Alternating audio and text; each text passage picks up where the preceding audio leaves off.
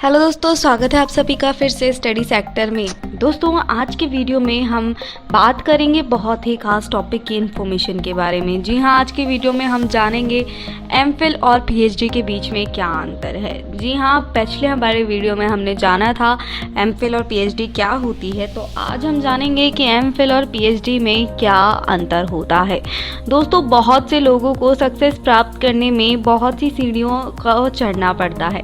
एक उल्लेखनीय करियर इस संबंध में ये लोग जीतना चाहते हैं, उतने ही पाठ्यक्रमों को लेने की कोशिश करते हैं और यहाँ तक कि कई बोर्ड परीक्षाओं को पास कर भी लेते हैं।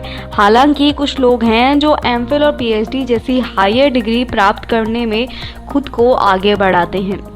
क्वेश्चन ये होता है कि इन दोनों के बीच में क्या अंतर है और क्या वो चूज़ करे और कैसे वो चूज़ करे। दरअसल हमने हमारे प्रीवियस वीडियोस में आपको ये तो बता दिया है कि ये दोनों होते क्या हैं। चलिए अब जान लेते हैं इन दोनों के बीच में अंतर। खैर, एमफिल मास्टर ऑफ फिलॉसफी के लिए शॉर्ट हैंड एक चीज़ है। इस कोर्स में उम्मीदवार या छात्र को एक सब्जेक्ट पर विश्लेषण करने की उम्मीद है जो पहले से ही अनुमोदित हो गया है।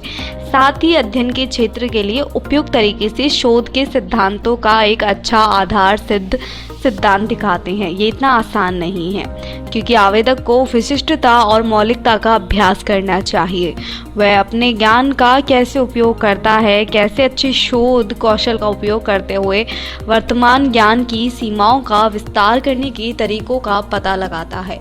हालांकि ये इतना आसान नहीं है। एक एमफिल अभी भी पीएचडी की तुलना में सरल है, जिसमें विशिष्टता और गुणवत्ता की मांग अनिवार्य रूप से अधिक है। पीएचडी यानी कि डॉक्टर ऑफ फिलॉसफी न केवल विश्लेषण को समझता है वो, बल्कि कैसे अनुसंधान का उपयोग करके ज्ञान की सीमाओं को फैलाना है, ये इस पर भी ध्यान देता है। लेकिन ज्ञान के पुल में वास्तविक अंशदान भी हो सकता है, इसलिए अधिक ज्ञान पीएचडी की डिग्री में व्याख्याता को बनाया जाता है। संख्या भी 2 डिग्री के बीच भिन्न है। एमफिल के लिए उम्मीदवार को 2 साल का अध्ययन पूरा करने के लिए कहा जाता है, जबकि पीएचडी के लिए 1 वर्ष लंबा है। फिर भी एमफिल आवेदक की लंबाई के अध्ययन को 3 साल तक बढ़ाया जाता है, जब पीएचडी के समान होता है, जब भी अध्ययन अंशकालीन आधार पर होता है।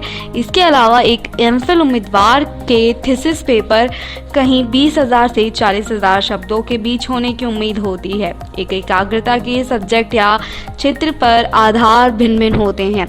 इसके विपरीत एक पीएचडी थीसिस 2 गुना ज़्यादा होने की उम्मीद है, लगभग 40,000 से 80,000 शब्दों तक। बात करते हैं एक मेजर डिफरेंस की, तो पीएचडी की तुलना में एमफिल एक आसान डिग्री है क्योंकि एमफिल पीएचडी से पहले की जाती वाली डिग्री है, जिसमें आपको पीएचडी में क्या होने वाला है उसके बारे में भी बताया जाता है। दोनों डिग्रीज की वैल्यूज़ इनके बेसिस पे अलग अलग होती है।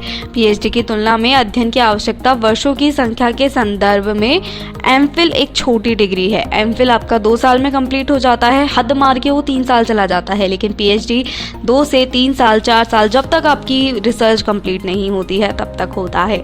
और थर्ड इसमें डिफरेंस आ जाता है कि अनुसंधान का उपयोग करना एमफिल की ज्ञान की सीमाओं को कैसे फैलाना समझने की कोशिश करता है, जबकि पीएचडी पहले से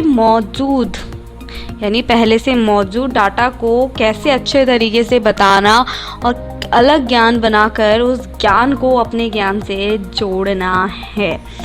एमफिल के लिए थीसिस पेपर की लंबाई पीएचडी के शोध की तुलना में बहुत कम है, क्योंकि जैसे मैंने बताया कि एमफिल के अंदर आपको कम पेजेस की थीसिस रेडी करनी पड़ती है, जबकि पीएचडी में उतनी ही ज़्यादा उसकी दुगनी हो जाती है। और एक एमफिल एक मास्टर फिलॉसफी है, जबकि पीएचडी डिग्री धारक एक डॉक्टर का प्रदर्शन है। पीएचडी करने के बाद आपके नाम के आगे डॉक्टरेट लग जाता है, लेकिन एमफिल करने के बाद आपके नाम के आगे कुछ भी नहीं लगता है, आप सिर्फ एक एमफिल होल्डर कहलाते हैं।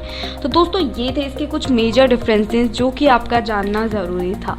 मुझे उम्मीद है कि आज मैंने जो आपको ये बताया है एमफिल और पीएचडी के बीच में अंतर, आपको पसंद आया होगा। अगर इस वीडियो से रिगार्डिंग आपका कोई भी सवाल है तो आप मुझे कमेंट करके पूछ सकते हैं। साथ ही अगर इस चैनल पर नए हैं तो इसे सब्सक्राइब कीजिएगा, नोटिफिकेशन बेल को दबाइएगा। मिलती हूँ आपसे अगले वीडियो में, तब तक के लिए धन्यवाद।